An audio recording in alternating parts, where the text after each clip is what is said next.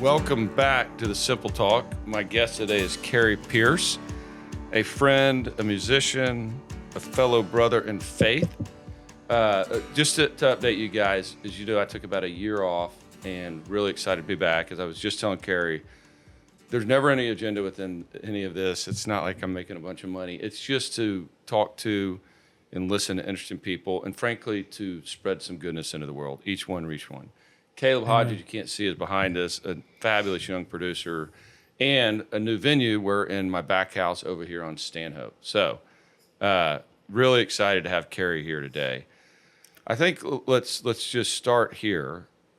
Well, I'd like to be interested in your take on this. So Cary and I met, the genesis of our relationship. Do you have background? When do you believe we met? Well, I don't know when Wayne got on board. I know you knew Cary Pierce in college. Yeah. So we're a couple years apart, right? You graduated high school, what, 89, 90? 89. 89, yeah. Okay. And I graduated 87. So that's when I got to SMU, the fall of 87. But it wasn't until, I don't know how many years ago, when I started leading worship at Park Cities Baptist. I was kind of doing it just intermittently and just every once in a while. And then something came up where they said, hey, would you consider being the guy? Would you come on staff? So for 2.5 years, I was a worship pastor at Park Cities Baptist Church in the contemporary service in the Great Hall. And you, along with several other couples, had us over for dinner just to get to know us and say hello. And we were just started to become friends then. That was, do you know how many years ago? Did you do the timeline? It has to be 15 years ago. I assume, yeah, I'm sure I could look through my W-2 pay stubs, which I have very few of. Yeah. So, yeah, man. And that was just such and then, golly, I'd been praying and praying and praying for a Sunday school class. Oh, yeah. We really wanted to dive into some kind of small group scenario at church, and Park Cities Baptist does that really well. You know, they've got these Sunday school classes, and we just had prayed for something really cool and special. And your class came along with your brother teaching, called it New Hope, kind of based on Noel Boucher's oh gosh, that's right. Pure Hope. Wow. Yes. Because our really good friend and mentor, Noel Boucher from Canyon Pathways, he was working at Pure Hope, a big purity anti-trafficking organization that we were all big fans of and big fans of him, and really irritated by him, how good looking and tall and handsome and athletic he is. I can't tell. Sometimes he's like pure. What's that? Who's that other actor that I just saw a movie with him? It's Glenn Powell. Oh yeah. Yeah, he's somewhere between Glenn Powell and Tom Cruise. Now that Tom Cruise is starting to look maybe his age-ish, closer to, and I'm like, oh my gosh, Glenn Powell. It's just another, anyway, so super irritating, but I don't know, I got it sidetracked. How do I get on so you ended up coming to class, and then, I'll hijack a little bit, and that began our relationship. And I was just fascinated by Cary as a person. And by the way, so they were Pure Hope. Shout out to you, Noel. Thank you. That's what, yeah. And lowercase Pure. I did the lowercase New, and then the Hope. For you guys, I led a class with my brother at our church for almost 10 years, and he stepped down and we continued. Cary was nice enough to be one of the early members. But the Hope is Holy Spirit, offer, pray, engage. I don't think I remember that. Yeah. Is that... We're a class that is led by the Holy Spirit. We offer ourselves to ourselves in the community. We pray for each other, and we engage as people of Christ. Nice. Yes. Oh, I didn't remember. I didn't know that. So I'll share that. But what I love is people, and I love friendships. And I've always strived in an interesting way to continue to make friends as we age. But if you talk to other people, it's really unusual to make friends in your 50s, like real lifelong friends, or even your 40s. Yeah. Generally, it's high school through college, maybe your kids' parents' friends, and then it just completely stalls out. And even those aren't real friendships. So it's been a joy, an absolute joy. Amen. I have some brothers in my life, my biological brother, Mike, and then Jared, of course, Cary, and some other guys that we circle up and stay close, and we can lean on each other. Amen. Now we're going to go a little bit to the Genesis because I think it's fascinating. I'm going to set the Genesis story with a question. in the Genesis story, I want from, it doesn't need to be an hour, but from high school to SMU to a career, what's interesting is yours is pretty succinct, right? But did you go to SMU, and then you can talk about high school off this, but I've been intrigued by this. Thinking I want to be, I'm going to use a kind of a tired term, a rock star. Musician. I thought you were going to use the F word. No. Famous. No, a musician, or was it, well, maybe I'll go into theater, maybe I'll be a recording musician, or is it, I want to be in a band and rock it? Yeah, that's a great question. I was in high school. I was that kid that always found himself at the center of the stage somehow. Gosh, how did I even get there? Somebody told me to audition for the musical, and I went and auditioned for the musical probably my freshman year, and the choir director was like, whoa, where have you been? Like, how do I not know you? You can sing, and you're a guy, and you're athletic, you're into other things as well. Come on, you got to come join our choir. So I kind of fell in love with choir. I fell in love with the theater. I just became that kid that, and I always, as growing up, we always put on performances around the house. We were always just, my sister and I, we'd go see a musical and we'd come home and we'd get the soundtrack and we would learn it and we would do, we'd put on performances for my parents in the basement and, blah, blah, blah. I'd go to talent shows and even as early as elementary school. And then high school, just started to really kind of take off to where, getting the leads in the musical. And I was in a band in high school. And there was no really place to play in Westport, Connecticut, really small town in Connecticut, lovely, beautiful place to grow up. But, 45 minutes solid to New York City. I'm not going to schlep it to New York to try to play some music. So we created the Band Bash, which I think goes on to this day. It was just like a battle of the bands, but we didn't like the idea of a battle. So it was... Was that high school related? That was or high just school, for the pure high school. community? And Okay. it was for high school. And my sister, it's in a lyric. We have a song called...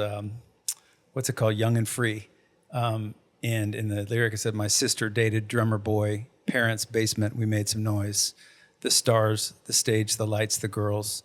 Who doesn't want to rule the world? To quote, Tears for Fears. Mm-hmm. And I grew up on new wave and just loved all that music. And anyway, she was 2 years older than me. And he said, hey man, I heard you sing. Why don't you come, we're jamming in the basement. You want to come jam and you can sing.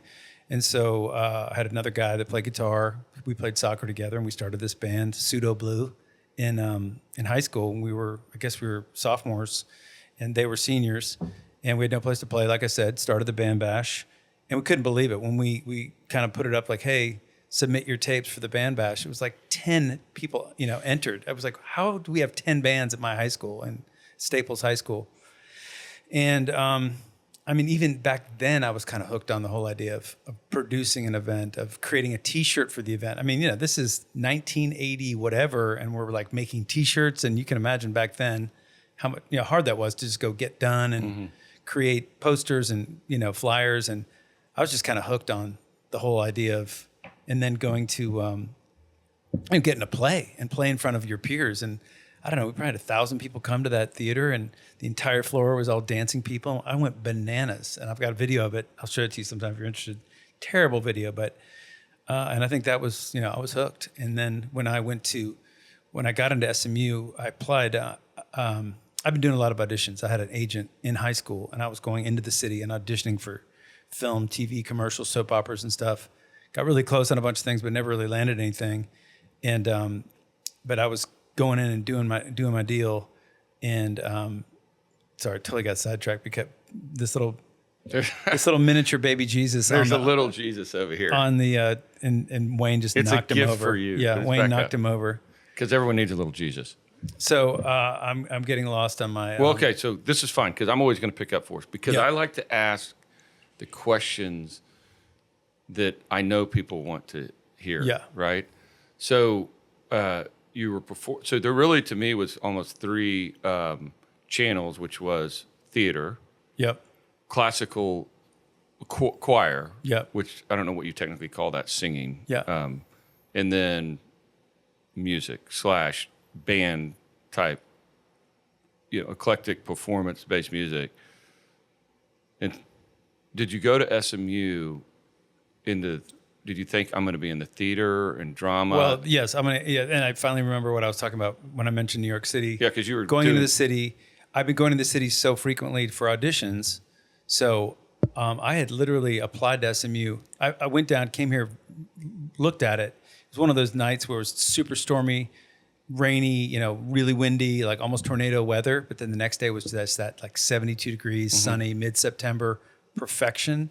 And I took my tour of SMU, walked around. I was like, why would I want to go anywhere else? This place is unbelievable. Like, why didn't people tell me about this? Miss Baird's bread was still there. You remember the smell in the air? Yeah. I remember and all then that. somebody walked me around at Highland Park. And then my friend that lived here, we had family friends that lived here. She's like, hey, walk up past Bubba's. Got that whole scenario. And then I'll meet you on Lover's Lane. I'll pick you up on Lover's Lane. I was like, oh my gosh, this place is magical.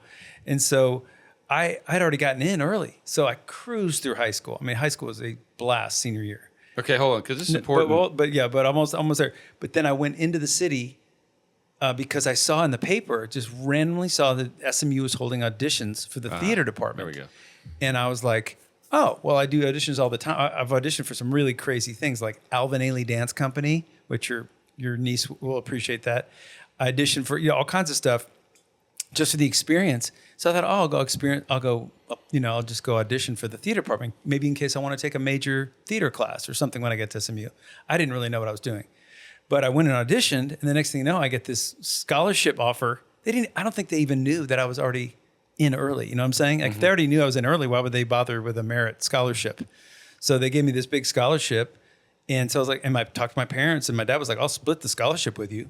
So I had spending money, every semester. And I was like, oh, okay, cool. I'll be a theater major. That'll be fun. So I just went that path. And that's where I met Jack the first day of, it's a much longer story, but it is a very interesting story on how we're supposed to give a monologue when we get there. And it's really just to introduce yourself to the department. Like, hey, I'm here, I'm a freshman, and the whole art school can come to watch this audition. So hundreds of kids show up, grad students and other kids from the arts and music. And but I met this guy in my hall named George. And George was from New Orleans. And so I thought, oh, it'd be fun. And I get up and I'm like, hey, I'm Cary Pierce. I'm gonna do my monologue. But I met this guy named George last night. And I thought I'd like to do it the way George would do it. And I did my whole monologue like real slow and like, genteel like this. And I got a lot of laughs and everyone thought it was great. But then the next day, they critique you in front of everybody. And so my teacher was like, Mr. Pierce, what the hell was that? You prepared the night before? What are you doing? How did you even get into this department? I've got a bus ticket waiting for you to go home. Like, you don't belong here. I'm just in front of my peers, in front of my like 30 classmates, kids from all over the country. It's what a top theater school. And then literally, no joke, some kid comes over to my green spiral notebook, leans in, this dark-haired kid, and goes, don't worry, man, I'm next. He wrote it down on my notebook. And sure enough, they're like, Mr. O'Neill, I don't know what the hell that was, but why don't you and Mr. Pierce go down to the front office and get your bus ticket and get the hell out of here, because you don't belong in this real theater department. And me and Jack, that moment, were bonded immediately. That's like immediate bond. And I was in bands in high school, and it was always like, okay, whose arm is broken, who's grounded, whose mom is not going to let us play in the basement anymore because it's too loud. It's like, screw it. I'm just going to bring an acoustic guitar on my back, and I'm just going to do après-ski songs like Jimmy Buffett and the Eagles and John Denver. I'm just going to do that thing. And sure enough, I see Jack, and I was like, oh, well, let's do a duo. Why don't you come to my room? Let's jam. And that's how Jack Pierce was born, in that instant. So it's cool because we never fully fit into the theater world. We never fully fit in, and we loved being in a fraternity together. It was a blast, but we weren't fully frat dudes either. We were kind of like our own thing, which is really, really special. Really neat. It's a fate, luck, serendipity. It's pretty amazing, right? You can't just put it to, no. I'm not a believer in luck per se. So, but I am curious, with your level of talent, you made it to SMU, but were you looking at Juilliard or Belmont or? To be honest with you, I was looking I was looking at schools that I couldn't get into, probably. I'm sure I couldn't. I was looking at East Coast schools, like Conn College, perhaps, Georgetown. I had a cousin at Trinity, one of the small Ivies up near Hartford. I believe it's near Hartford. Just these very northeastern schools that are hard to get into. I guess, and my sister went to American University. So the idea of like maybe DC, Georgetown. And then I would tell my guidance counselor that. And she's like, I looked at your grades and your scores. How about SMU? And I don't know what the acceptance rate was in 1987, but didn't seem to be too hard to get into. And I'm sure I had a decent interview and they liked me. But man, I mean, the rest is history. I've been here 37 years now, and I love living in Dallas, Texas. Yeah, I do too. Okay, so when it comes to somebody with your life, the Genesis story is pretty big. I mean, because it just the iterations of how it's grown. But you and Jack get together. I want to hear a little bit about that. And I feel I know a fair amount of this, but how quickly did you form a band? And then I've never actually grilled you on Jacko Pierce. It's perfect. It's a beautiful flowing. But was there something I don't know? Was it ever Pierce-o Jack? Was it ever? No, I don't know. Did it just? It just became. How did you go from that dorm room to all of a sudden you're on stage? Or just, I think a little of the show went to McFarland, but yeah, it's a great question. It's a great Genesis story. What happened was, we decided in the fall. We kind of got together and became friends. We pledged together ATO in the spring and became much closer. Played guitar a little bit more. And then over the summer, we were committed to like, hey man, I'm going to send you tapes. You send me tapes. We kind of made lists of like, hey, learn these Bob Dylan songs, learn these Neil Young songs, learn all these standard après-ski songs. You learn them, I'll learn. We sent tapes back and forth in the mail a couple of times, talked on the phone, and put together kind of like a set over the summer. So we come back 2 weeks later, or maybe like a full week before school starts, probably a full week before school starts. We move into the ATO house, which is still there. It's not the ATO house anymore. But we moved into the house, and every single night for that whole first week, everybody would come back after the bars closed, whatever time that was. I mean, from 1 o'clock in the morning, we had 25, 30 people packed into a room half this size, and people down the halls. It was just the place to go. And we played and played and played. And then the guy that changed everything, you know him, everyone in Dallas knows him, Brady Wood.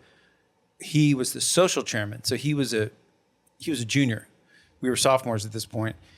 He's like, hey guys, I got, burgers and beers, backyard, mixer at the Rhythm Room, which was, to some of y'all know it as the Popsicle Toes. It was Rhythm Room then. Now it's actually the Green Elephant. They've renamed it the Green Elephant. It's so confusing. And then Barley House. Yeah, Barley House is what the Green Elephant used to be, but the Green Elephant's what the Rhythm used to be. And we were like, Brady, we're not ready. He's like, well, get ready. It's $250 and free beer. And we're like, okay. So we get up there and play our 10, 12 songs. We probably play them all twice. We learned right away how to do extendo jams. Like, okay, let's just keep playing the same song longer because we don't have much more material. So Jacko Pierce was born at the Rhythm Room at the backyard stage, which still exists today, which is mind blowing.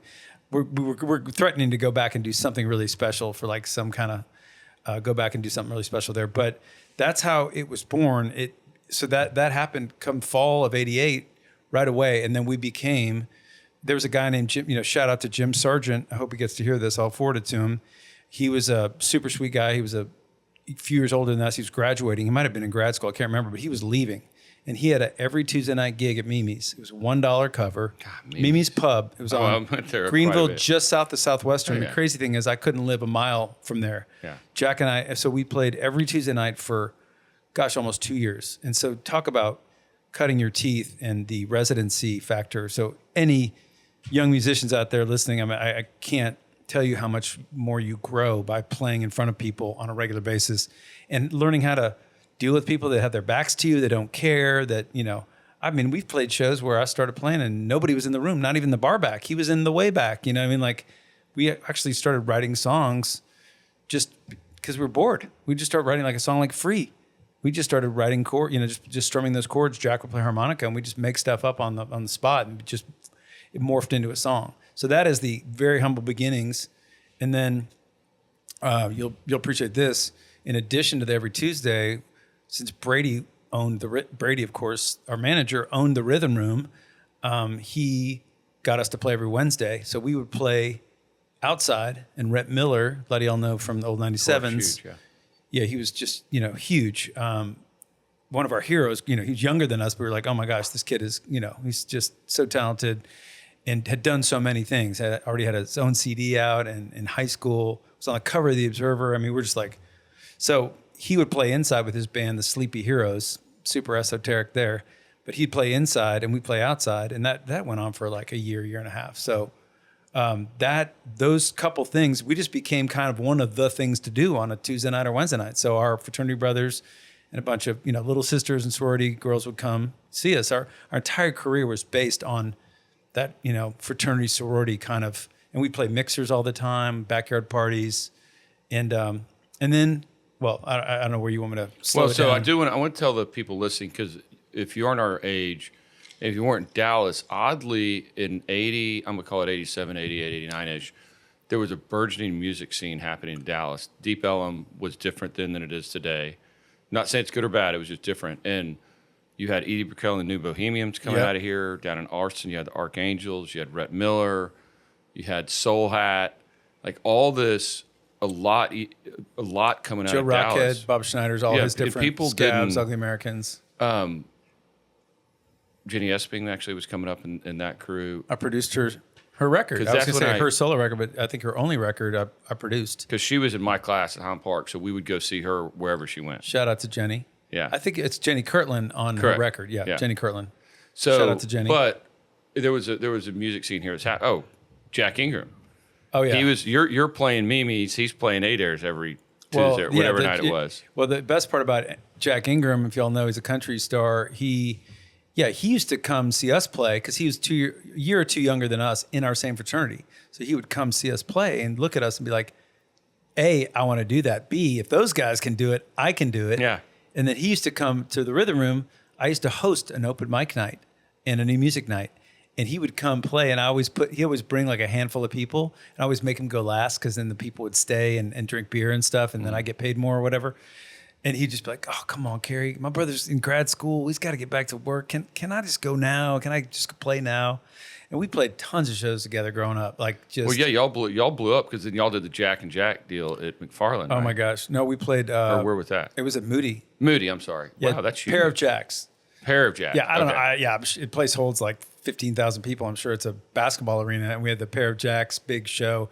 And it's pretty funny. Jack Ingram and I have stayed in touch over the years, and he's like, I can't tell you how many years it took me to not be known or thought of as Jack from Jacko Pierce.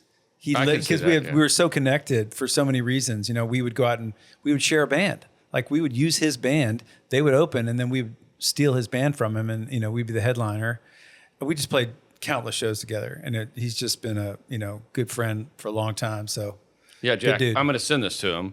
And by the way, I think your son might be more talented than you. My gosh, dude, I went and saw your son. You saw me at the Cactus in Austin, which is a student, and it's really great venue. I'm glad you brought that up. I need to be reminded of that venue. I love that venue. It's so classic. Yeah. But Jack Ingram, your son, exceptional. Sorry, Jack. But you didn't. I don't think you told me the name. How the name came.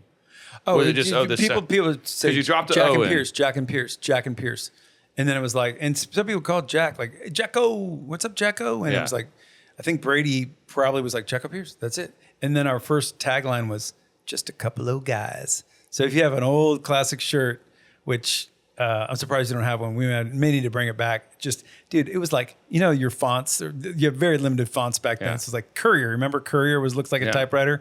It was like just a couple of guys underneath the cute little Jacko Pierce. And I was an 80s new wave kid. So of course our first graphic was like half, neon green and half neon pink, fluorescent colors. And it's just like, anyway, we just had, we had t-shirts before we had merch. I mean, before we had CDs, well, that's love for sure. Some merch. Oh yeah. So we don't have to be too nuanced because basically you chopped a lot of wood and carried a lot of water to get where you were.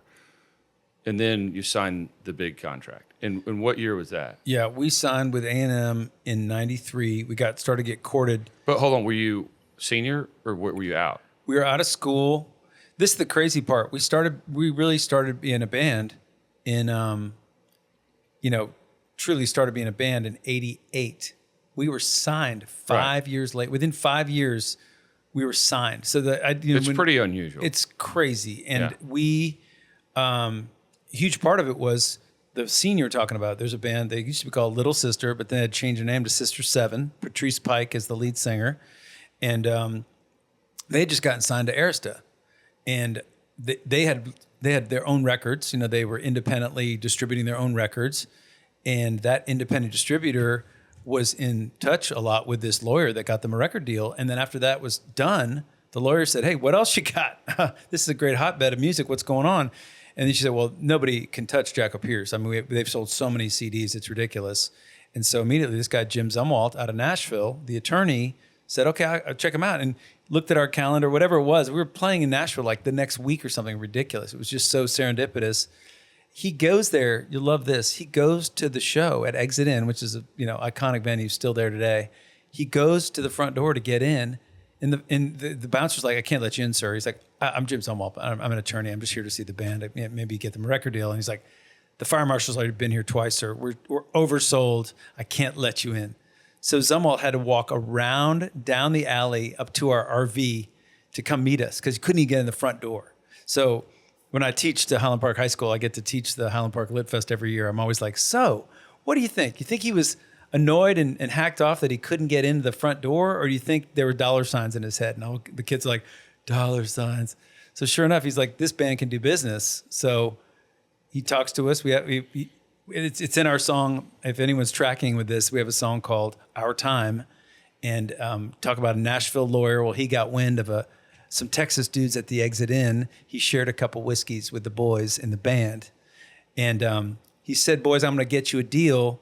And we did the dance. It all seemed real. Before we knew it, we were on our way. And sure enough, he's like, "I think I'll get you guys a record deal." And we started getting courted, meaning he started stirring the pot. And next thing, we're getting flown to LA, flown to New York, flown back to LA. People coming to see us play. It was awesome. You played? Had you been filling up venues at that point? Oh yeah, size? We'll see. Exit In. I mean, I don't know what that holds. 350, 400 people sold out. So we had become a grassroots.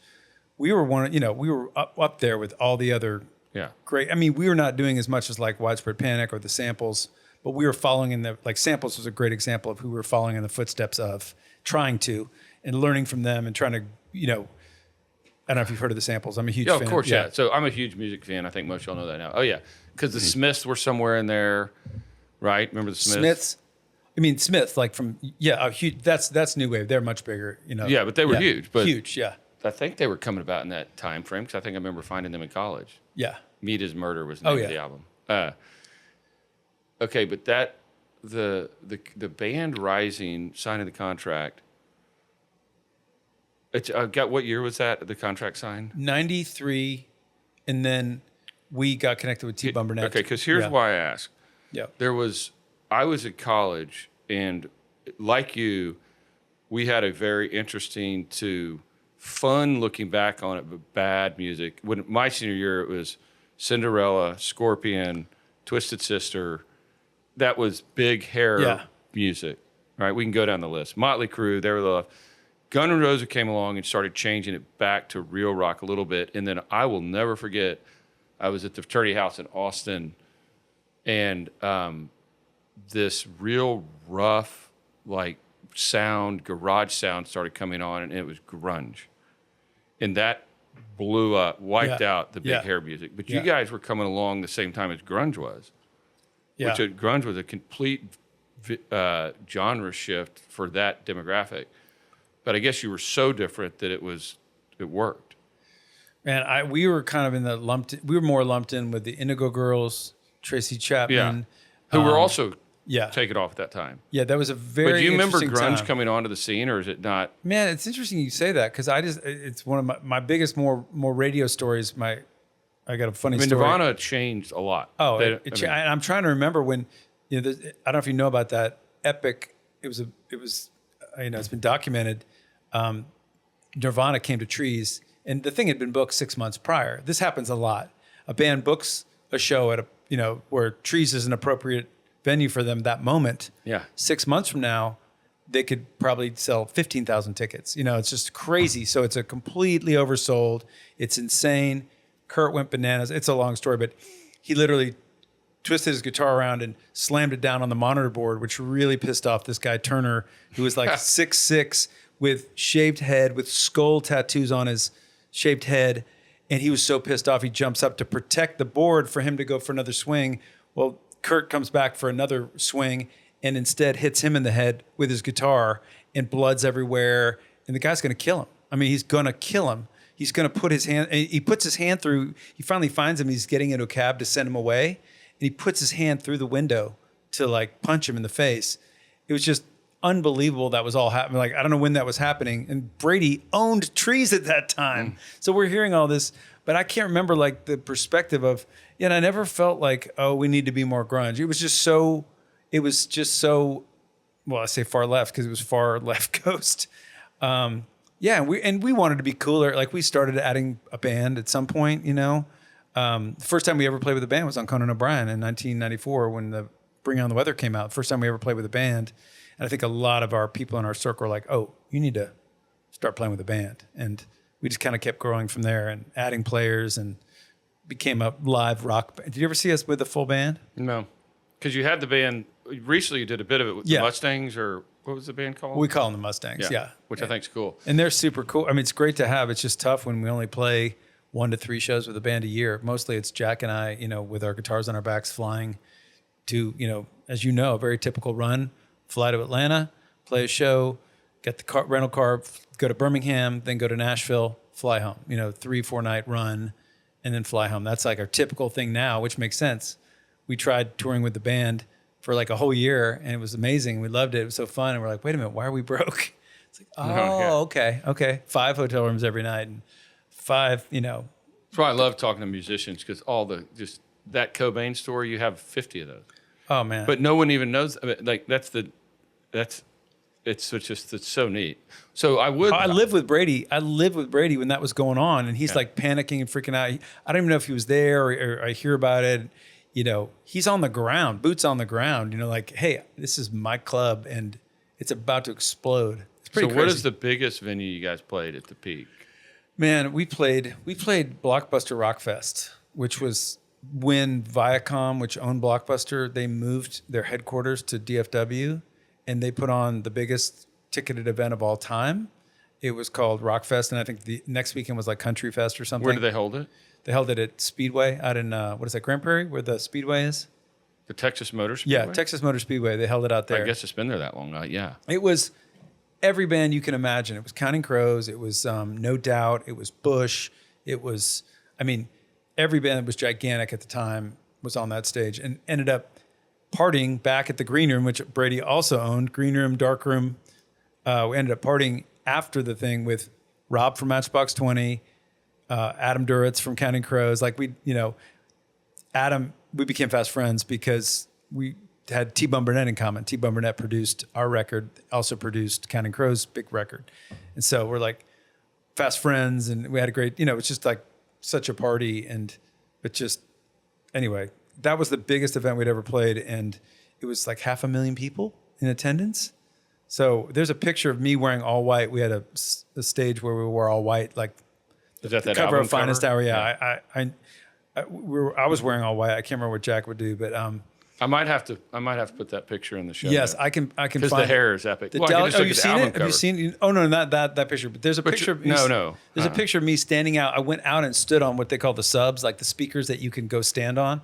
I went out and stood on this. I think I'm holding an electric guitar, and full long hair, full white getup, and there's just like the biggest sea of people behind me, and I'm like, Dallas Morning News took that photo and they threw it up recently for something. I can't remember what it was, and I was like, yeah, man, it was just hilarious because you look at that and you think at that moment, you're running the world like this. You're on top of the world, and then you think like, I don't have any interest in being that guy anymore.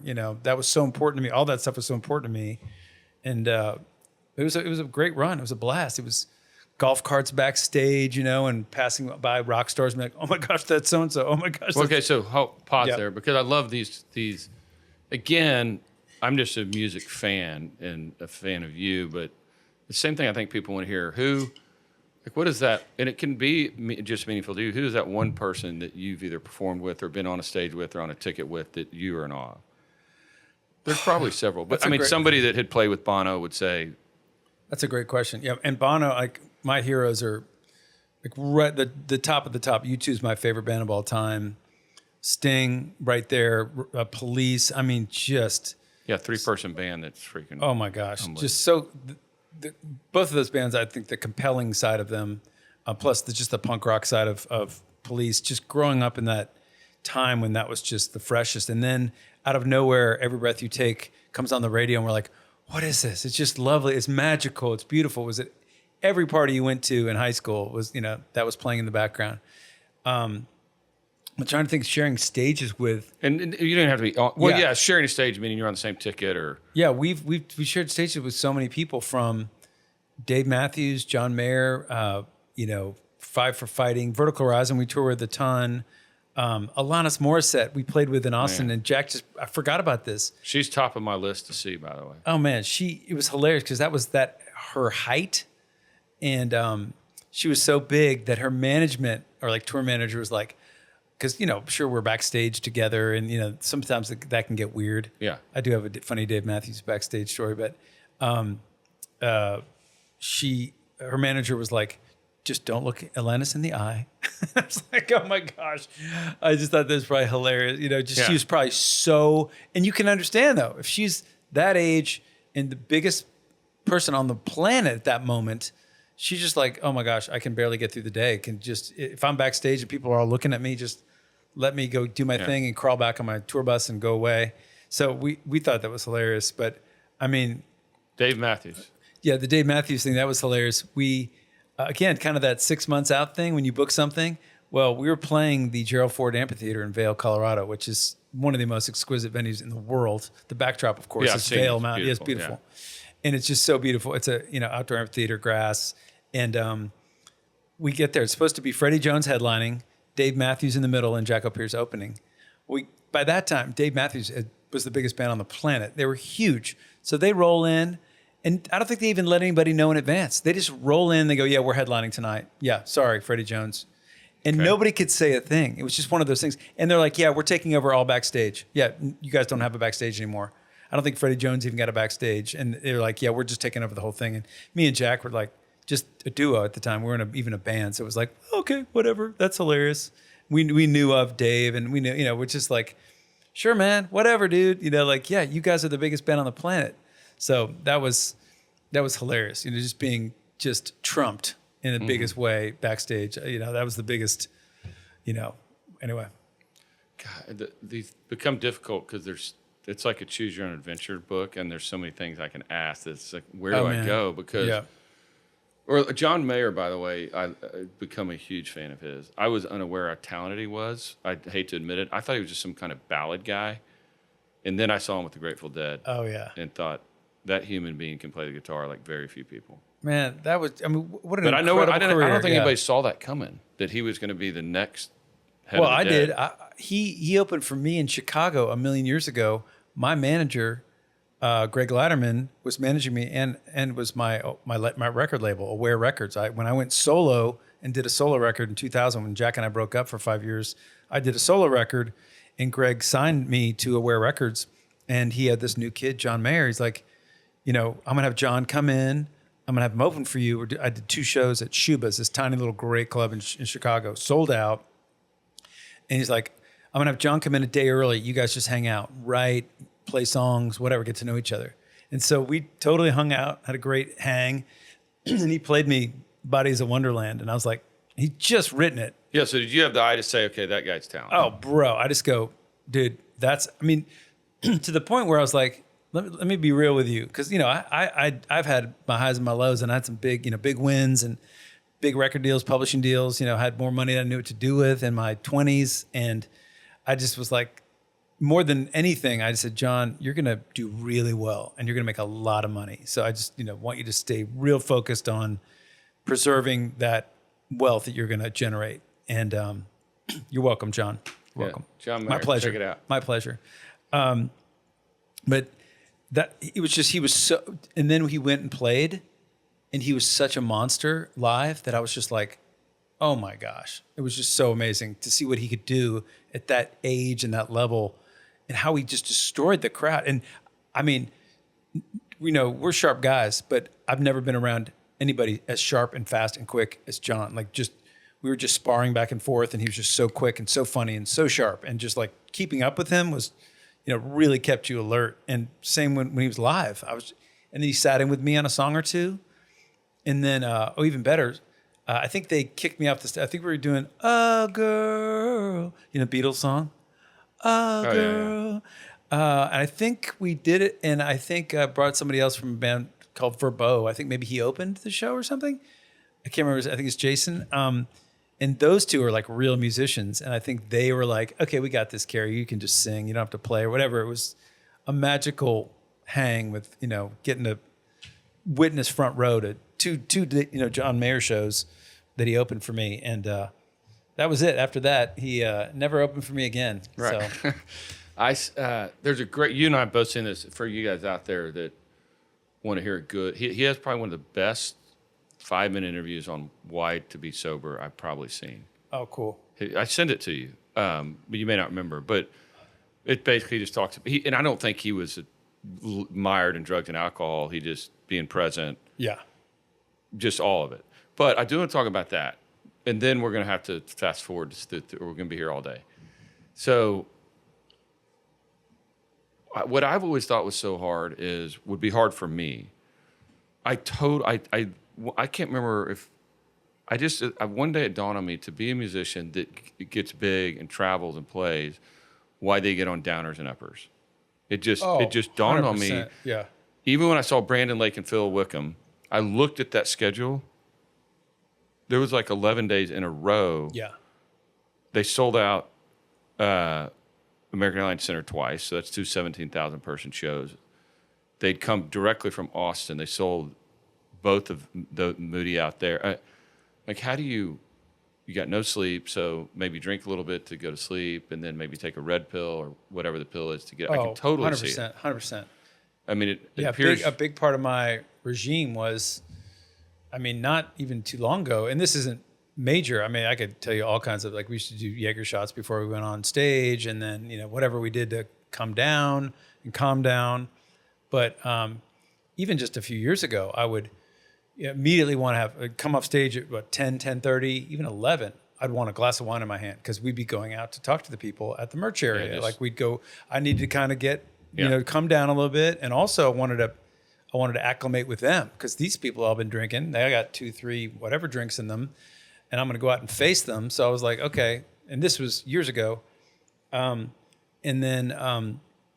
Which is just horrible at 10:30, 11 o'clock. And then maybe I'm making bad decisions after that because I go back into the thing and I see all the snacks that were left over from the catering. So now and then me and Jack are maybe making really bad decisions on, McDonald's sounds really good. I have a QP right now with a shake doing terrible things at, midnight and then trying to get into bed and go to sleep. And, you and I both know, and maybe people listening may not know how much that affects your sleep. Drinking, food and alcohol and the blood sugar just totally jacks with your sleep. And I've just become such a can you be a coveter of sleep on the road? So I've got all kinds of things now. As you know, I quit drinking 2.5 years ago, changed my life. Jack quit drinking, 5, 6, 7 years ago.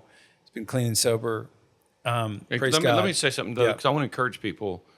You can quit drinking and not be an alcoholic. Correct. So my son didn't drink for quite a while, junior, and he's in college. He's never drank a ton anyway, per se. But he's like, he can't tell somebody. They're like, oh, what happened? And he's like, I'm just not drinking right now. What?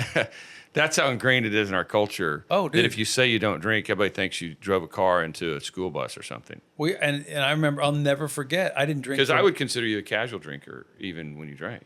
Yeah, when I drank. Yeah. I never. When you weren't and it was always, 2 glasses of wine. If the point of that is that it's okay to quit drinking. It's a game changer for me, and I shout it from the rooftops. I try to do every Friday, alcohol-free Friday, just to encourage people that maybe are curious or thinking about it, or just to give an alternative to the multi-trillion-dollar industry that is telling you, have that cold beer, have that glass of wine. It's all going to bring you this. I could go on forever about that. But I'll never forget, years ago, I didn't drink for like 6 years. It was like a Tony Robbins kind of just, hey, try it for 2 weeks. And 2 weeks became 2 months, and 2 months became 2 years. I was like, oh, I'm addicted to not drinking anymore. I love not drinking. And I remember it was maybe insurance, applying for insurance or health insurance or life insurance. And like, okay, tell us about your drinking habits. And I was like, oh, I don't drink. And like, oh, what's the problem? I mean, it became a problem. I mean, I had to get vetted because they thought, oh, certainly. It's like, it's so part of the culture that you're on the outside if you don't drink. Like, you know what I mean? Like, oh, they just want to hear like 2-3 drinks a week or whatever it is. They want to hear like moderation. They don't want to hear like, oh, you just completely cut it off. So that is interesting. Alcohol sales are down. The numbers, I'm close. Since 2021, like 40%, like a massive drop. And the interesting thing, it's dropping the most in the kind of 20 to like 26-year-old demographic. Now, there might be some cannabis use and whatnot going on, but it's happening. Yeah, the California sober. Yeah. I see those drinks, the alternatives that have what's the one, THC? Or they got THC or Delta 8 or yeah. I just don't.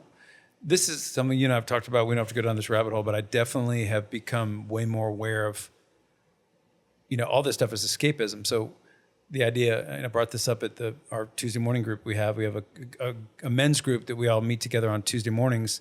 And I just thought, if all this escapist behavior is happening, how did our life get to a place where we need to escape from it? Like, how about we spend more time and energy creating a life that we don't need to escape from instead of all that time and energy escaping from this life that we could be working on making it great, So this is perfect because we had to get here at some point.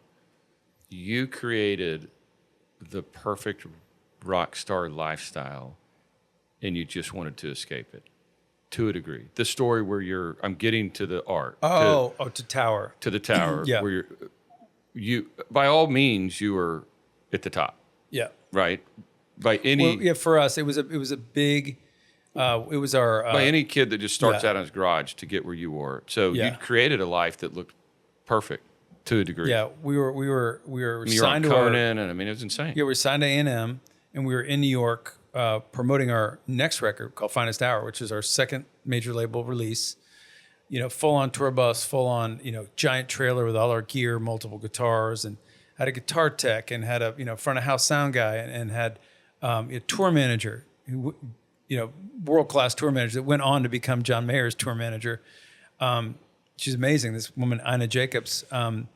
And we were at our height. We had achieved everything we'd ever wanted to achieve. I think we'd sold, a few 100,000 records at that point. So we were just kind of poised. Bring It On the Weather had sold about 100,000 copies, which was a good start. And we thought, the next one's we're going to take off. We're going to finally have multi-platinum records and, continue to tour the world and just be huge. And we were in New York doing the Rosie O'Donnell show, which at the time was a huge daytime show, like Oprah-sized. It was actually live. And but we were there for the whole week because it was record label dinners. It was meeting with distributors. It was meeting with radio people, all the hobnobbing you do. It was like doing the radio show in the morning, the TV show in the morning, the buying pizza for the distributor that afternoon. I mean, just all the things you do on a major label when you're promoting a record. And we were just... living, and Hootie and the Blowfish had exploded at that point. They were in town also, so we're like high-fiving each other, like, yo, what's up, bro? I wish I could tell you another Hootie story, but that'll be another time. But and then there I was in New York City, being there the whole week, and I'd grown up in Connecticut, and New York City is literally my downtown. It's 45 minutes away on the train. So whenever we're going shopping or we're going to go hang out, do something, frequently you're going into the city, training in and you're training out, and I'd never spent the night there, been there a million times, just never spent the night there, never spent multiple days there. And here I was in my New York City hotel room on my 16th floor in Times Square.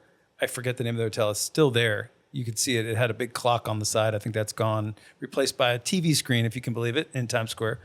And I just remember being on the 16th floor hotel room thinking to myself, looking down at all the commotion below, which is just so much chaos, but it was so quiet in my hotel room. And I was just sitting there going, oh my gosh, like I'm uncomfortable in this silence. I'm not, I always kind of felt like my own best friend. Like I could just go do anything. I was comfortable being alone, comfortable doing things alone, which I do a lot on the road. And I mean, no joke. I walked into the bathroom, I had to literally lift my chin up with my finger like this, look myself square in the eye and just be like, dude, what have you become? Who have you become? This rock star thing. Like you are not living the life that's moving towards the son you want to be, the husband you hope to one day become, the father you want to one day become. Like, what? Like, is this the training ground for all those great things ahead in life? And like right there in that moment, I just decided complete change. Like, I got to change. Something's got to change. And so I came home, got really involved with Tony Robbins. I did all of his programs. I did all of his CDs. I went to fully through Life Mastery. I went to Hawaii twice with Tony. I went to Hilton Head. Got to play for Tony Robbins. Like, one of the things at one of these events was like, you set goals. And I was like, I set a goal. I want to play for Tony Robbins. I want Tony Robbins to hear my song that I wrote. And anyway, I started in that place. I started writing that song, Tower, which was just fabulous. Took song. Years, like couple years at least. I just kept strumming on these chords, and I kept writing it, rewriting it until I finally came up with the final version of it is. And I have changed it to, instead of "In this city I'm alone, I know she's here somewhere." I've changed it when I sing it live.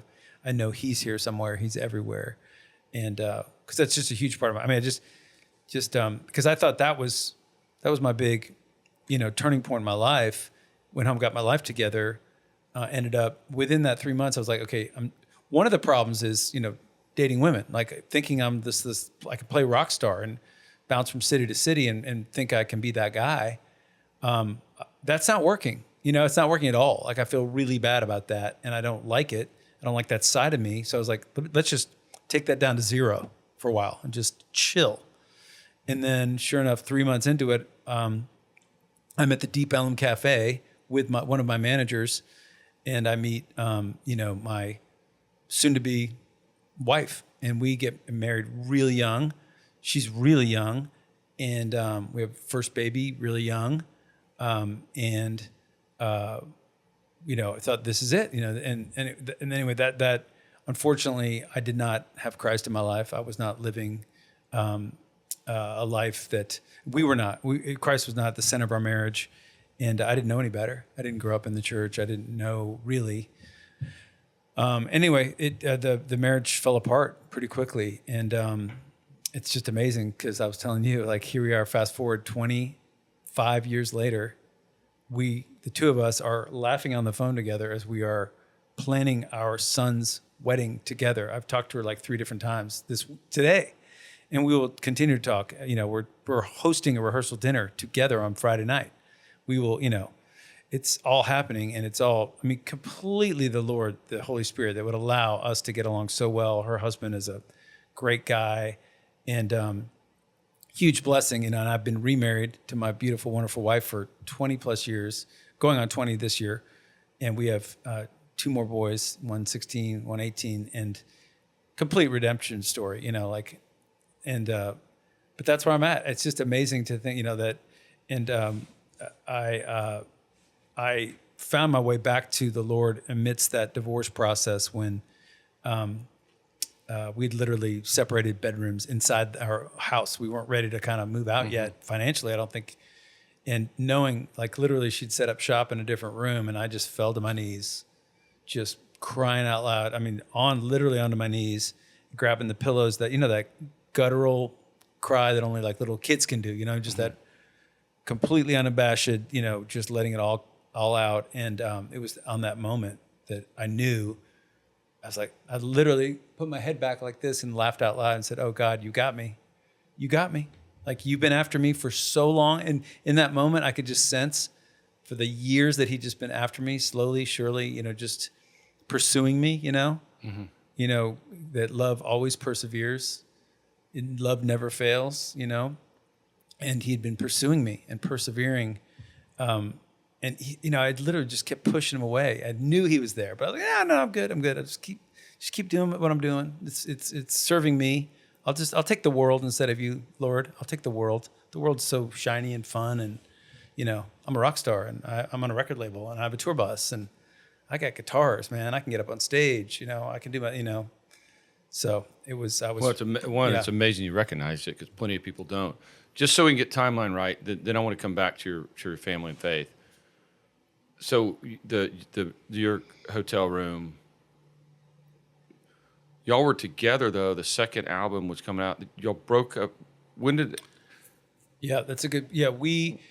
Because were you recording the single? No, we that was our second record. So that record came out in 96. So it's probably about, it came out in 96. So this is all happening in 96. I probably started writing that song 96, 97, maybe even into 98. And so somewhere in the summer of 97, it was pretty intense. I'll never forget it. I think it's called Hal and Mal's in Jackson, Mississippi. I got to get this right because it was significant that my manager flies in out of the blue. Brady flies in out of the blue, like, "Hey, man, what's up?" I'm like, "Hey, what's up?" It just felt super weird, And like, "Hey, man, what's up?" Oh, and Jack was weird. And finally, we got through sound check, and then we went downstairs, like in the basement. There's like a kind of an open area lobby or whatever for us to sit. And that's when Jack wanted to tell me with Brady there that, "Hey, man, I'm done. I'm done with Cary Pierce. I got to move on. I'm going to move to New York. I don't want to do this anymore. I'm done. I'm like, holy crap. I mean, just blew me away. Talk about a divorce. That was my true first divorce experience. And I was just blown away. Luckily, Brady being the entrepreneur that he is, and we also had this guy, Paul Bassman, shout out to Paul Bassman, who was on the management team. They just said, "Guys, you got to go on a farewell tour. You got to say goodbye to your fans. You got to do it in style." And we'll put together a compilation called Decade, which is like a greatest hits CD. Amazing album, yeah. That just got pulled down from Universal Music Group. Just pulled down recently. That's a whole nother story. We're working on that. But so I was going to say no shout out to Universal Music Group right now, but we'll figure it out. Maybe there will be a shout out. I hope there will be a shout out because they're talking about giving records back to people. So hopefully that's a whole nother story. But we ended up doing this farewell tour. We released that CD. It did very well. Thank God we had done that because it really set us up for the next couple of years of not really knowing what we're going to do. And I didn't know what I was going to do. I'd always wanted to be a house flipper. I'd always wanted to flip houses. So sure enough, after we broke up, the end of 97, our very last show was Cary Pierce opened. It was Matchbox 20, who we toured with a bunch, friends with. They opened for us for a while. And then it was Wallflowers headlined. That was the New Year's Eve of 97 going into 98. It was downtown Houston outside. It was like, with Houston, it was like 75 degrees and perfect. It was incredible. And the last thing me and Jack did together was after we finished playing, we went over to, there was another stage that had the Village People on it. And we're all doing the YMCA with Rob Thomas and just being total idiots. And then it was like, that was it. I don't think we would say goodbye. 5 years. So y'all toured together. Were y'all cordial at that time? There was. Yeah, that's right. The whole breakup talk happened in the summer. And then we had to, knowing that, this guy that I've been with for 10 years didn't want to be with me anymore, but we still had to play the shows. I mean, it was really tough. It was tough all the way around. And I was dating my first wife at that time. So it was just a really, really strange time. And But lo and behold, because I've got to get to some Faith and things, but y'all got back together.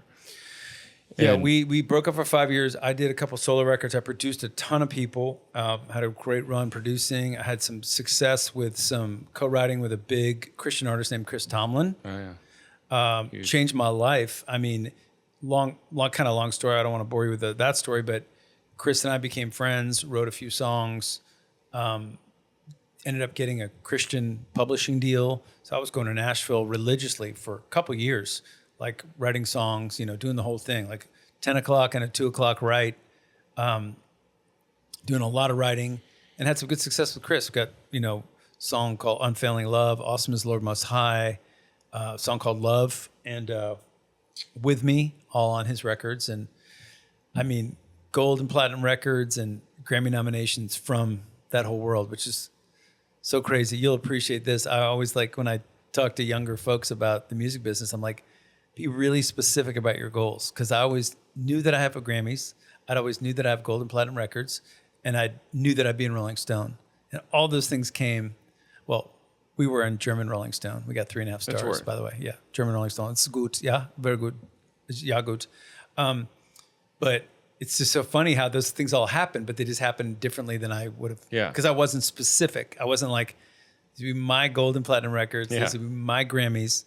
So, it's one of my favorite things to have a couple. So y'all got back together 5 years later. So we get back together, and Brady and his brother Brant Wood, who founded Pilgrimage and all kinds of really cool things. Shout out to Brant Wood, Brady's brother.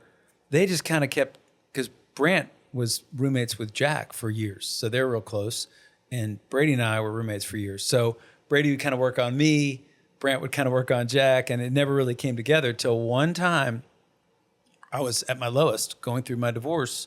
And Brady called me and brought the idea up again. And here I was as broke as a joke. And he brought it up again, and he made comments like, man, you could probably sell some shows and make some money. And then we started brainstorming, and he's like, what if Vertical Horizon was your backing band? A band that we had played with, so many shows together. And they had exploded. They had the biggest song of the year 2000 with Everything You Want. And just become bona fide rock stars. We're like, oh my gosh, if those guys, just the energy, the synergy of, and not being just me and Jack, like having some old friends around, kind of some insulation to the backstage because of like how we're, and the next thing you know, me and Jack are in touch, and I'm flying up to New York, and we're rehearsing in his Queens apartment in New York, and we're doing it. And we did the 2 shows at Gypsy Tea Room. They were sold out, made some money, felt great. And then we just started, playing all over the country again. We had a really good initial couple years of drawing, 800, 1,000, 1,200 people, like really big shows. And it's kind of tapered off to some extent because we now play. That was like, we never thought we'd see you again, and now we're going to go see you play. So yeah, but it's amazing what you guys still do. I mean, when I came to the Windspear for the how many people were there?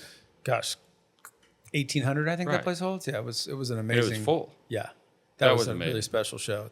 That was 25 years, or what was That was a number? 25-year celebration, Windspear Opera House, Yeah. which is downtown Dallas, which Yeah. is special. Unbelievable spot. Special spot. One thing you guys have done, whether it's Seth Godin or What Color's Your Parachute, I believe this, you learn to play back to your core. Yeah.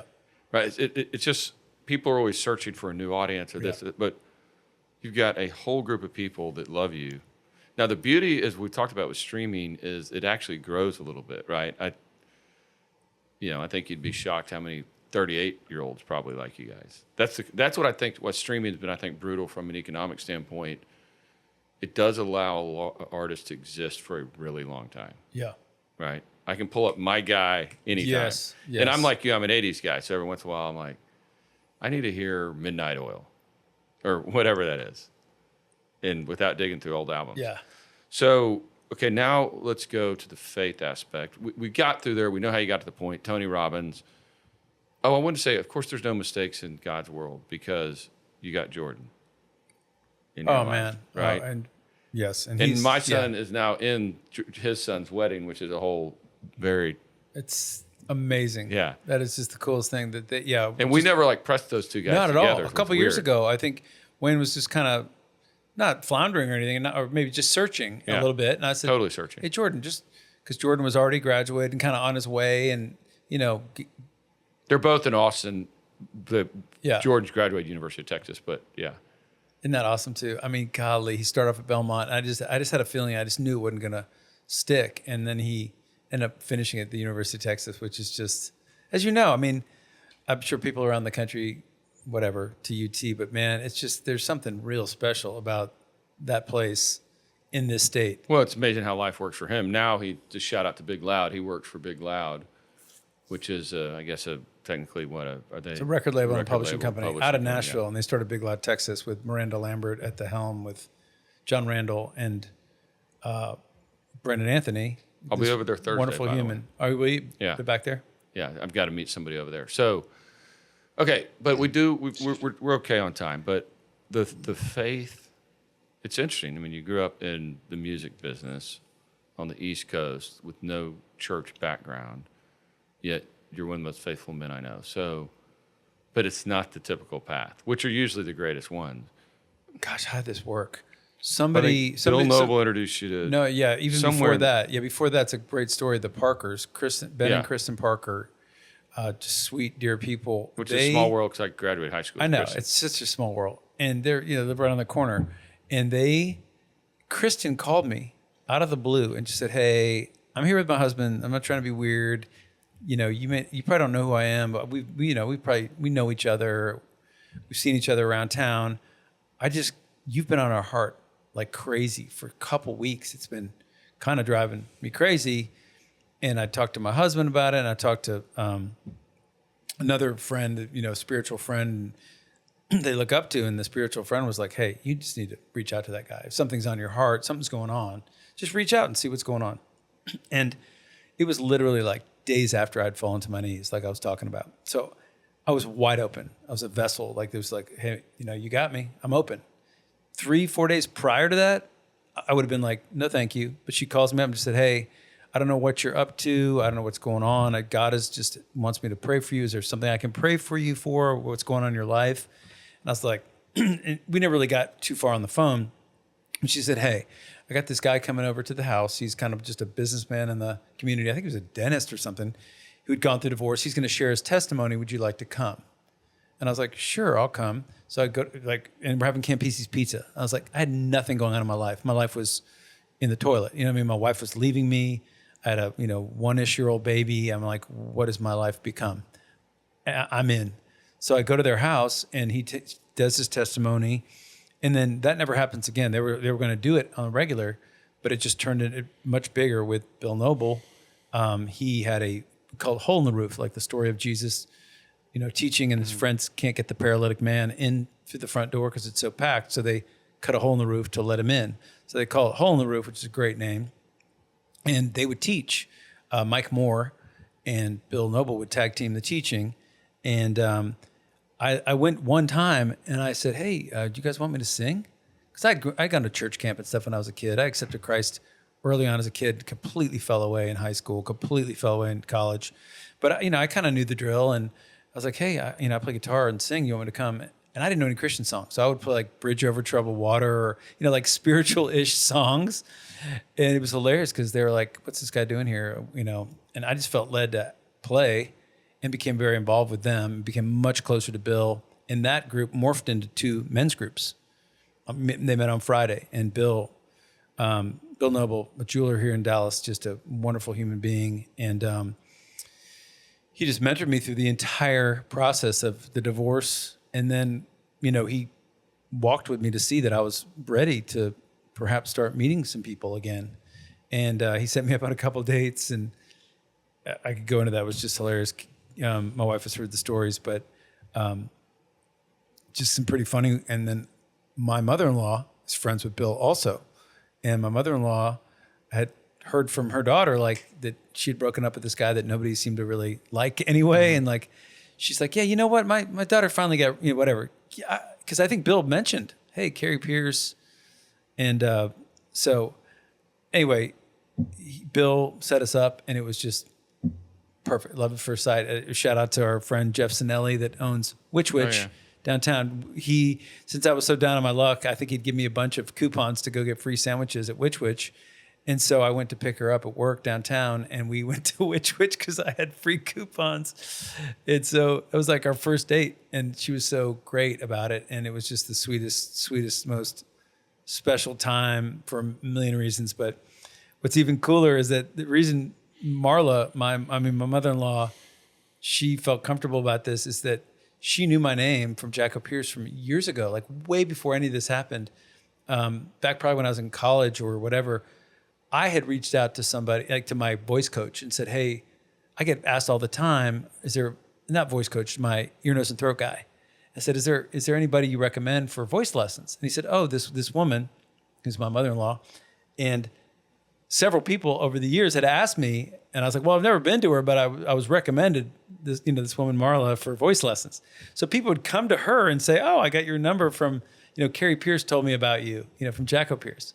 This is like years before, and that I would marry her daughter. Isn't that incredible? So, and a couple questions. So it set her up to think fondly of me instead of just simply, So you're dating, you're down on your luck musician that's divorced. Did she ever say, how do you plan on making a living, or what are you going to do when you grow up? Man, that's a great point. What was I doing at the time? And I want to say this. I should say at the beginning. I mean, Cary is an author. He is a real estate guy. I mean, you've done a lot of different things, but I mean, at that time, it doesn't sound like you were the The catch. Yeah, exactly. That's a great point. Yeah, she was gainfully employed, and by that time, I had publishing deals. I was playing out solo. I was gainfully employed. I mean, I was making music and had a publishing deal and a record deal, and I was doing pretty well on my own, you know. And then, but when Cary Pierce got back together in, gosh, yeah, y'all may have been back together by then. we were. That's exactly right. Yeah. I mean, I didn't even think about that. We were back together already and doing very well. You know, Yeah. right out of the gate when we got back together in 2002, we were doing really well, and then. Shoot, we got married. I mean, it's 20 years ago. I can't do the math. We got married on New Year's Eve, so it's always challenging to do the math. But that's good. You can never forget. But I know we're 20 years this, you know, January 1st. So I want to ask this question because I was watching the Billy Joel documentary. Have you seen it yet? I heard it's great. It's great. It's great. Fascinating. And the way y'all went about your music is pretty interesting too, in that he was similar. He just kept performing. Yeah. Just kept going. But he is so talented. The piano, the singing, the writing's epic, right? I'm just waiting. Will you please find out where this came from? Most people aren't just born. And finally they ask him, like his father was a pianist, and you start figuring out what's the musical heritage in your background? It's weird. And if it's nothing, that's an interesting No, answer it's too. my mom was a concert level pianist at one point in her life. She played piano, but it's really strange because she had the discipline to learn the piano and could play really well, but she couldn't even hold a beat. You know, like when I'm playing, and she could not even, you know, clap the right way. And my dad has zero rhythm, and that's the best part of my dad. He's just a total fan because he's just like. Has nothing, not a bone in his body. He can't sing, can't dance, he can't move. But my mom taught me my first chords on the piano, and obviously that's in there, you know. But it's just interesting because she never wrote anything, but she was really good. She's a great performer. She could play ukulele a little bit, and you know you only need to know X amount of chords, like 4 or 5 chords, and you can play just about anything.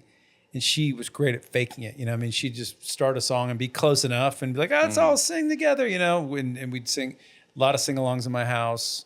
And when I moved to Connecticut, one of the things was the people that built that house, they were musicians. She was a vocal teacher.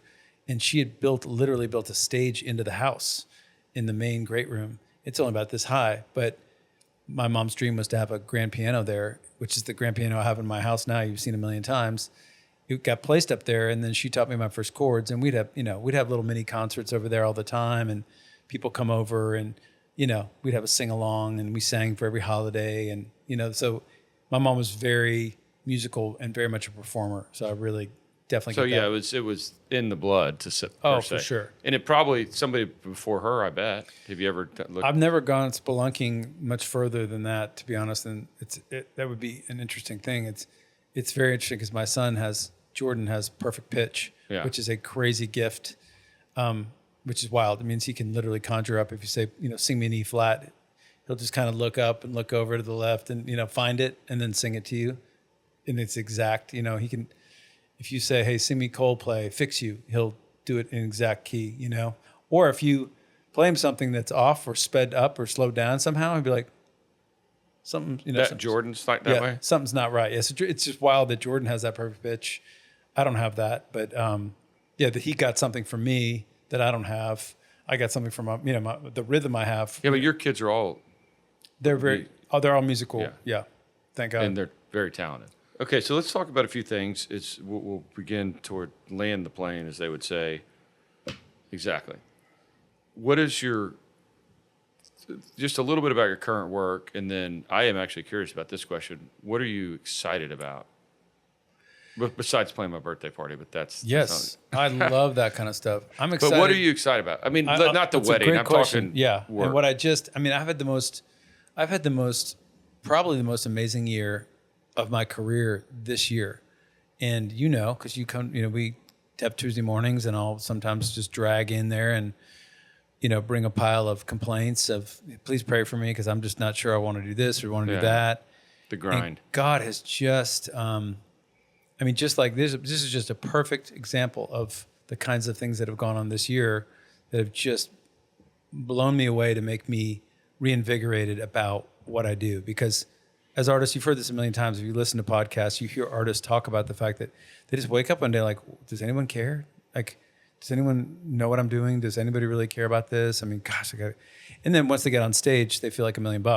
It's the same story for every musician. It's the time in between that just can kill you because you're like, you get to the venue at 2:00, you sound check at 3, and then you've got 4 or 5 hours of nothingness before you go on, and by that time you're starting to get tired, and you're like, I need to get out there. And once you get out there, you're like, oh, this is the greatest hour and a half of my life. This is amazing. I forgot what I was supposed to do. So like this little run we just did was a perfect example. Wednesday, we have a show Thursday in Nashville. We just played, but like oftentimes I'll go in early, especially it's Nashville. Go in a day early, have dinner with my manager, maybe take a meeting or two, spend some time, see some people, whatever. Very typical for me personally to fly in a day early to the show, especially because I kind of tour manage and do a lot of extra stuff. So I planned, already my flights are going in Wednesday early, get in like 2:00. Well, totally didn't think about it. My brother-in-law, Jim Moy, is a real deal Broadway actor, singer, dancer. And he's in Dolly Parton's musical that is playing at the Fisher Center at Belmont University in Nashville. That's where it's been developed. And it's going to Broadway soon, either late this year or early 26. And he's been working with Dolly Parton, like it's real. It's amazing. And I was like, so it just all kind of came together. Like, oh my gosh, I just didn't really think about it that you're there doing the show. So we got to go see him and say hello to, a bunch of the cast and also the music director we went to, of all things, we went to college with. She went to SMU. She's heading up the new musical theater department at SMU, but she's world class. She worked with Bono and Edge on Spider-Man, Kim Grigsby. So I got to hang out with her and Jim after the show and just this really special time of hearing the stories of them working directly with Dolly on, she's 80 years old and her legacy is unbelievable. So we're just in the middle of all this, like in Nashville, great dinner with my manager. And then the next day, it's unbelievable. Just days before that, I get a text from this guy, Jeremy Cowart, who's a world famous photographer. He's an amazing human being. And he's like, hey man, my wife is online right now about to buy tickets for your show at the City Winery on Thursday in Nashville. But I thought, man, maybe we could just do some kind of barter where you could come in. We've been talking about it for years. Come in and do a photo shoot. And I was like, all right, just joking with him. Great guy. And I was like, oh, sure, fine. I guess I guess you get the better end of this deal than we do. I mean, he's like $20,000 a day for a shoot. And so we end up having lunch with him, our manager, out at the factory in Franklin, which is a pretty incredible spot, and where his studio is. Get to hear his heart, his stories, what's going on in his life. They've adopted 2 kids from Haiti. You got 2 kids in college as well. I mean, just this all this stuff, all the things he's doing for the homeless and all these things he does is just selfless, just steeped in it. You know what I mean? Gone from the whole Dolly Parton world to this, do the photo shoot. And all of a sudden we see these photos. He's got this technique that's mind blowing. I won't go into it, but if anyone wants to Google it, a technique where he can shoot like 7 different looks in 1 second. The lights change that fast and he catches 7 different images of all different lights on you. So it's all different angles. And we took like 1,100 photos and seeing these photos and making us look like so cool, it just reinvigorated my whole thing. I was like, oh my gosh, we're Cary Pierce. We're something. We're doing something. This is real. You know what I mean? It made it real. You know what I mean? Kind of like when you create a logo for your company. You're coming up with an idea for a company, but it's not real until you kind of have a logo. You know what I mean? It's almost like, having these images made us feel like, oh, wow. Yeah, okay. That's us. Yeah, man, that looks like real dudes doing it. Yeah, cool. So we're all excited. And then from there, we go to the venue. And I got David, my manager, there to kind of help do a bunch of stuff that I normally do, set up the merch. And shout out to David McCollum. David McCollum, my manager. Great American. Just great dude. He's helping. The guy at the club was just lovely. We had everything set up that we wanted. We sounded great. It was a very special show in Nashville. People really listened. I don't know what's going on. I do know what's going on. It's the Holy Spirit. But it was, I'm just saying I'm just so encouraged because I go out and then it just got better. The next day, I had the day off and we were playing in Indianapolis and I had the rental car. Jack was going to fly because he got family in Indianapolis. And so I said, you know what? I'm just going to take a road trip, spend time with the Lord, listen to podcasts. I got 3+ hours. I'm going to go to Bloomington, Indiana to check it out for my son who's looking at all kinds of schools. Never been. No one's ever been there. None of our community knows about it. So I went to go look at it. It was just the most magical campus. It's beautiful. Like, I don't, it's kind of like when I went to SMU, like, why would everyone want to come here? I go look at that campus.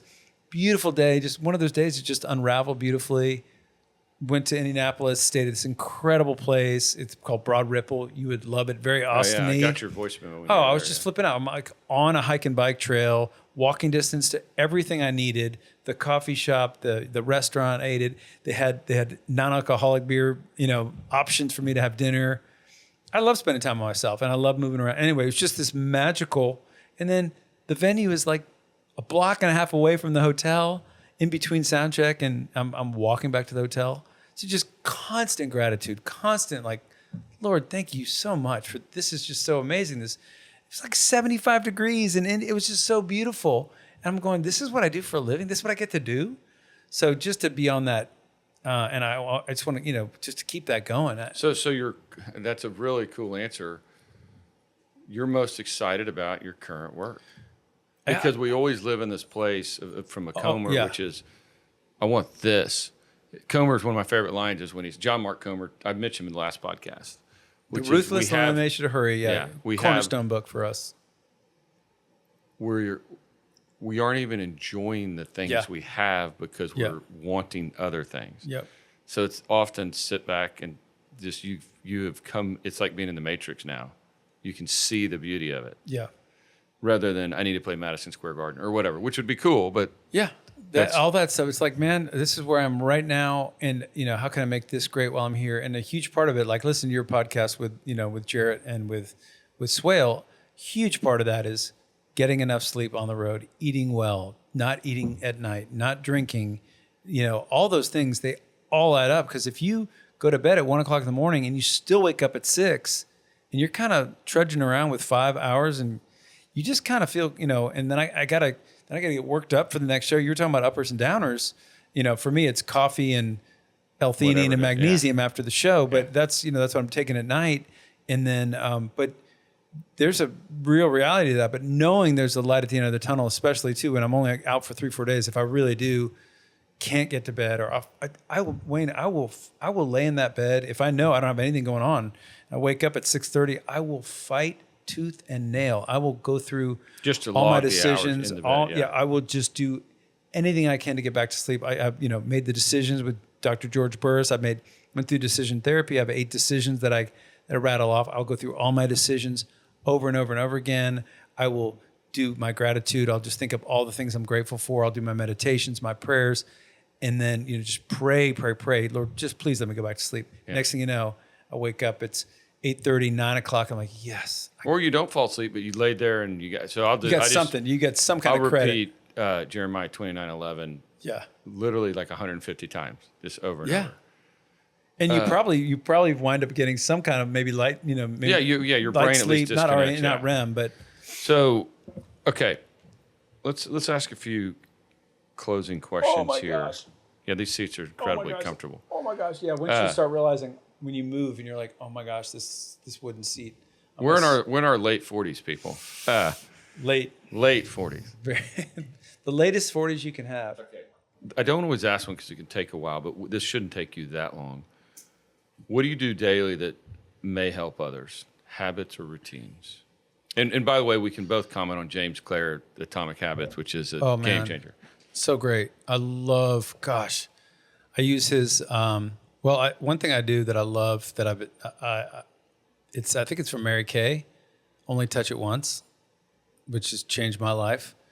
Meaning, if you get a bill in the mail, you don't just open it up and look at it and be pissed off about it. And, you literally only open it when you're ready to pay it. So you stack up your bills over here. And hopefully if you live in 2025, you're doing most of your stuff online and set up automatic payments and stuff, which has changed my life as well. But it really helps me when I'm like packing up to leave from a hotel room, like I'll just hold stuff and be like, you have to repack. And no, you only pick that up if you're going to put it somewhere. Like you pick it up, so touch it once, only touch it once has been a great concept. I think the sleep factor, having the Oura Ring has definitely changed my life because I got the Oura Ring for sleep first and foremost. And then I, thanks to you, just become much more of a walker. The whole 10-minute after every meal, I love walking. First thing in the morning, if I'm religious now I love my morning walk, my 45-minute to an hour walk. Hopefully get my heart rate up, to 110-ish, 120-ish if I'm lucky. Maybe do some push-ups, maybe do some, resistance work along the way. But I've become religious. And then on the road as well, I'm, getting a workout in. Very least I'm getting, with the way I've got it rigged with my playing and live and stuff, I move around. So I'm getting, 16, 18, 20, 22,000 steps when I'm on the road. And I'm also carrying my, that doesn't help anybody. But what does help is the movement, which I'm just blown away by as you and I both travel a lot, seeing people that are so sedentary, that are so swollen from inflammation, just breaks my heart. And I'm like, oh my gosh, let's just move, It sounds so cliche, but taking the stairs, or moving if you're on the escalator, then move. I'll take advantage of a moving sidewalk, gets me there that much quicker. You should have seen me the other day. I was waiting on, how it is with everyone waits around American Airlines, and, waiting for your group. And I just kept taking the fast sidewalk. I just was like, well, I might as well get in a couple thousand steps while I'm waiting because I'm going to sit for 2 hours.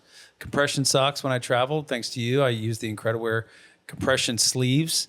I just got a lady commenting on me. I look awesome. I was wearing my shorts, my Hokas, and my sleeves, my compression sleeves on my calves. And the lady's like, oh, those are great. What are those?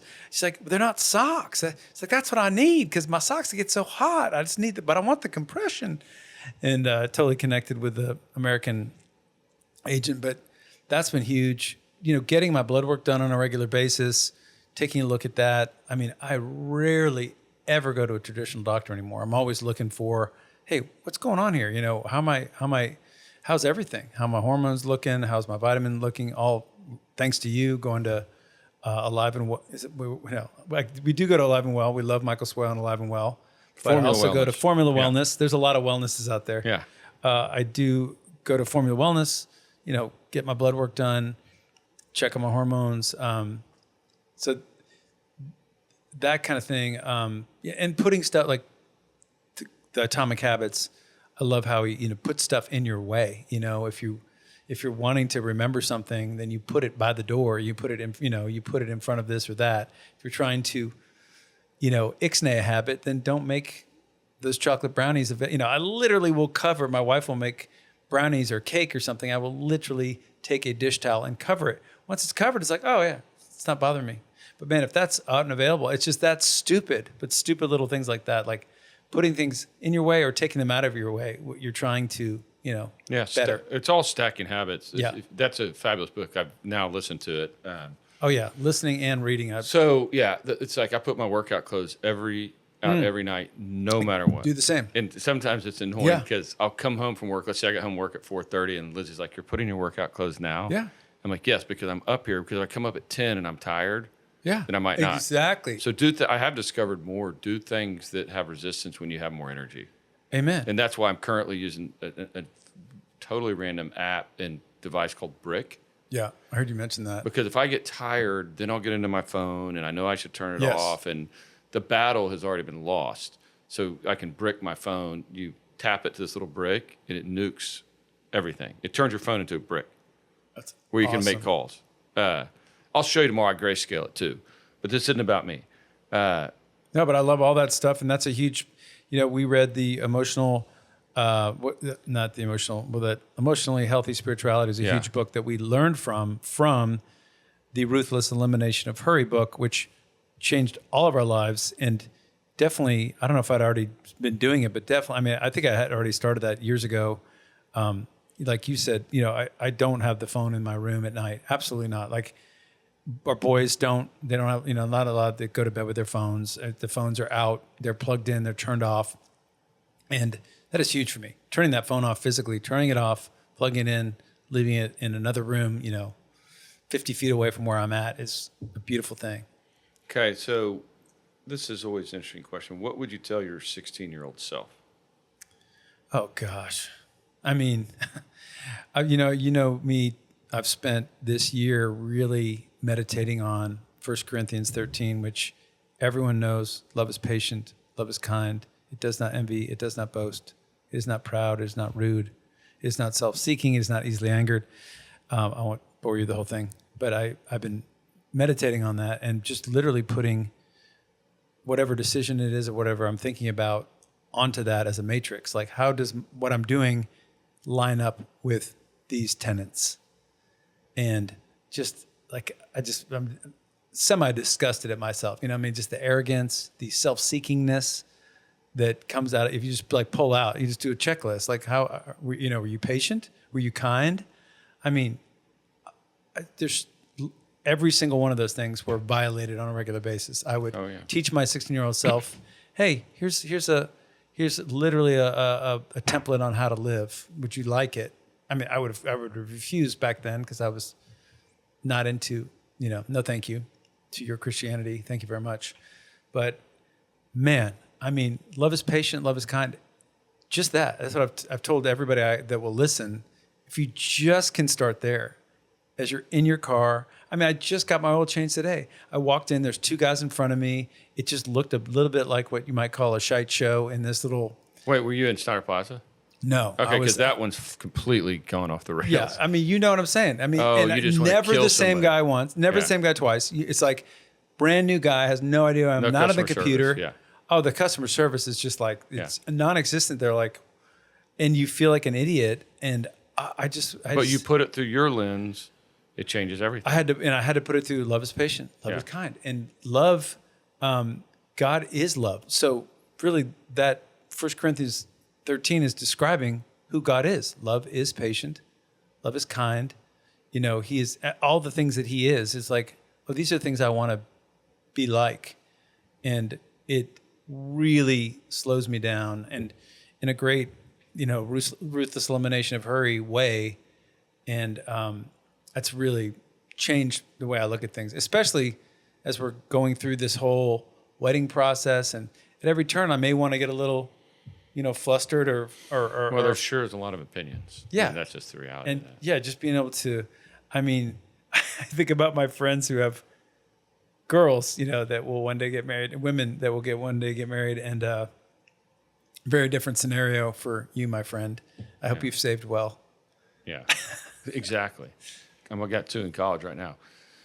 Okay. That's not expensive, is it? No, it's not bad. Yeah. At least it's not SMU. Oh my gosh. So let's do the fast 5 here. This is what I close with. It can be a word to a sentence. It's just, mainly it's what comes to your mind. And those are, I didn't start it. I always start the podcast with this whole podcast is called The Simple Talk, based on a loose speaker series I have, based on trying to bring light and goodness into the world, based on the 5 F's, which are faith, family, friends, fitness, and finances. I believe that the order should start with faith and then family. You can order it how you would like. Yeah. Personally, faith, and then it goes from there. And the theory being is, as you know, you've alluded to this the whole podcast, if you're completely ripped, but your finances are in disarray, that doesn't do you a lot of good. Yeah. Or if you have $1 billion, but you're type 2 diabetes and weigh 380 pounds, ultimately that money's not going to do you that good. So trying to keep all those in order, none of them are going to be perfect, and some are going to be better than others. But what I like to know is what people think about those, and that's what I'm going to ask you. So when I say the word, tell me what comes to mind. Excuse me. Faith. Paramount. Love it. Family. Right below it. Right there. Friends. Important.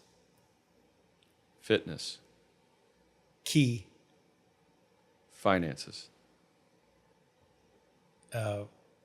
Everything is money. Everything is value. Everything has value.